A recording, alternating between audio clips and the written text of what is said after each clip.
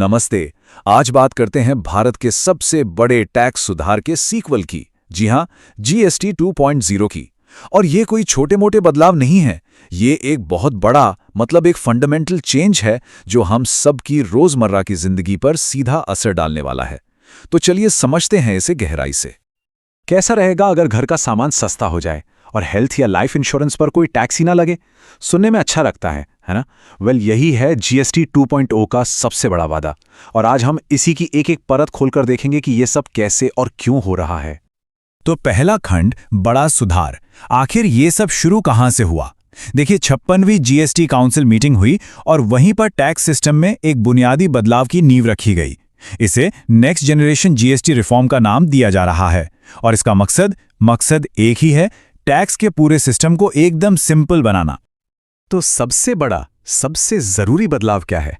जो पुराना 4 year GST structure था ना, 5, 12, 28% वाला, वो अब खत्म। उसे हटाया जा रहा है। अब होंगे सिर्फ 2 स्लैब।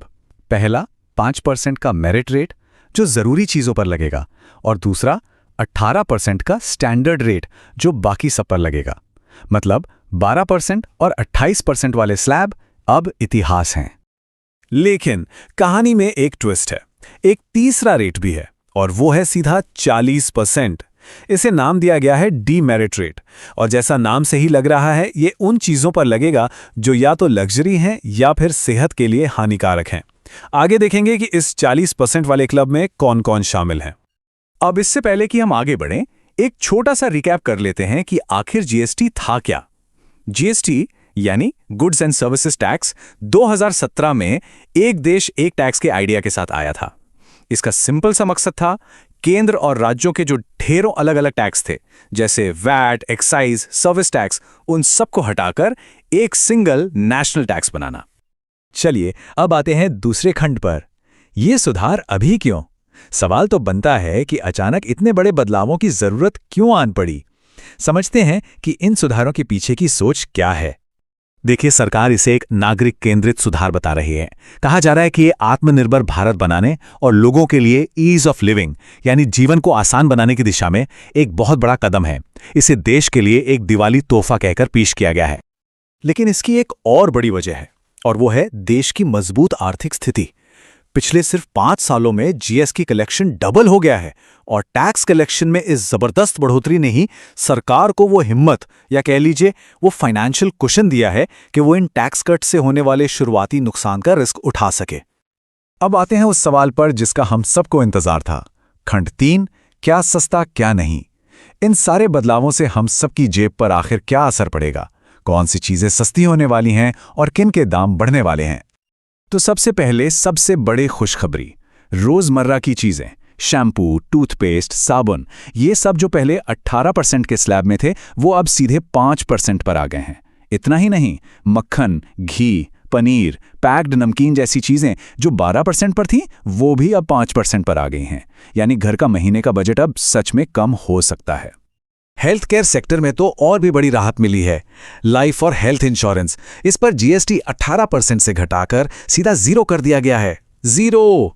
और सिर्फ इतना ही नहीं, 33 तरह की जीवन रक्षक दवाएं और कैंसर या दूसरी दुर्लभ बीमारियों की दवाएं भी अब पूरी तरह से टैक्स फ्री होंगी। ये वाकई एक बहुत बड़ा और जरूरी कदम है। अच्छा, जो लोग नई गाड़ी या टीवी, एसी खरीदने का प्लान कर रहे थे, उनके लिए भी अच्छी खबर है। 1200 सीसी तक की छोटी पेट्रोल कारें, 350 सीसी तक की मोटरसाइकिलें और टेलीविजन और एसी जैसे बड़े अप्लायंसेस, ये सब अब 28% के सबसे महंगे स्लैब से निकलकर 18% वाले स्लैब में आ गए हैं। मतलब इनकी कीमतें अब काफी कम हो सकती हैं। तो अब बात करते हैं उस 40% वाले डीमेरिट क्लब की। क्या महंगा होने वाला है? जैसा कि हम सोच ही रहे थे, तंबाकू प्रोडक्ट्स, पान मसाला, ये तो हैं ही। इनके साथ साथ ज्यादा चीनी वाले कोल्ड ड्रिंक्स जैसे कोक, पेप्सी, फिर आती है बड़ी गाड़ियां, एसयूवीज, एमयूवीज और 350 सीसी से ज्यादा पावरफुल बाइक्स, ये सब अब और महंगे होंगे। लॉजिक एकदम साफ है, जो चीजें या तो लग्जरी हैं या सेहत के लिए ठीक नहीं, उन पर टैक्स सबसे ज्यादा लगेगा। लेकिन ये सुधार सिर्फ आम लोगों या उपभोक्ताओं के लिए नहीं है। अब आते हैं चौथे खंड पर, व्यापार और कृषि को बढ़ावा।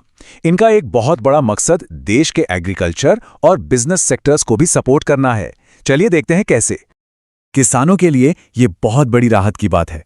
ट्रैक्टर और हार्वेस्टर जैसी जरूरी मशीनरी पर टैक्स 12% से घटाकर 5% कर दिया गया है। खाद यानी फर्टिलाइजर बनाने में लगने वाले इनपुट्स और ड्रिप इरिगेशन सिस्टम, इन पर भी टैक्स कम हुआ है। इसका सीधा सीधा मतलब है कि खेती की लागत कम होगी और एग्रीकल्चरल इकोनॉमी को मजबूती मिलेगी।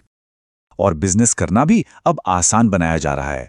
2 बड़े कदम उठाए गए हैं। पहला, टैक्स से जुड़े झगड़ों को जल्दी सुलझाने के लिए एक नया जीएसटी अपीलीय न्यायाधिकरण यानी जी-स्टैट बनाया जाएगा। और दूसरा, छोटे और मीडियम बिजनेस एमएसएमईज के लिए जीएसटी रजिस्ट्रेशन की प्रक्रिया एकदम फास्ट और सिंपल कर दी गई है। अब ये काम सिर्फ 3 दिन में हो जाएगा। तो हमने देख लिया कि क्या क्या बदल रहा है, लेकिन अब बात करते हैं बड़े पिक्चर की। इसका हमारी अर्थव्यवस्था पर लॉन्ग टर्म इम्पैक्ट क्या होगा। चलिए हमारे आखिरी खंड में इसी पर एक नजर डालते हैं। तो देखिए, ये एक तरह का आर्थिक दाव है। एक तरफ है शॉर्ट टर्म पेन, यानी सरकार को तुरंत जीडीपी के लगभग 0.6 से 0.8% तक का रेवेन्यू लॉस हो सकता है। लेकिन दूसरी तरफ है लॉन्ग टर्म गेन की उम्मीद। उम्मीद ये है कि जब टैक्स सिस्टम सिंपल होगा तो ज्यादा लोग टैक्स देंगे, चीजें सस्ती होंगी तो डिमांड बढ़ेगी और इससे इकोनॉमी को ओवरऑल बूस्ट मिलेगा। और अब वो सवाल जिसका जवाब सब जानना चाहते हैं, यह सब लागू कब से होगा? तो तारीख है 22 सितंबर 2025। इसी दिन से ये नई जीएसटी दरें और सारे सुधार लागू हो जाएंगे। तो इनके असर को देखने के लिए बस थोड़ा सा इंतजार और करना है। तो एक सरल, एक बेहतर टैक्स सिस्टम का वादा तो हमारे सामने है, लेकिन सबसे बड़ा सवाल अब भी वही है, क्या इकोनॉमी को मिलने वाला ये लॉन्ग टर्म बूस्ट सरकारी खजाने पर पड़ने वाले इस शॉर्ट टर्म बोझ को सही साबित कर पाएगा? ये वो सवाल है जिसका जवाब हमें आने वाला वक्त ही देगा।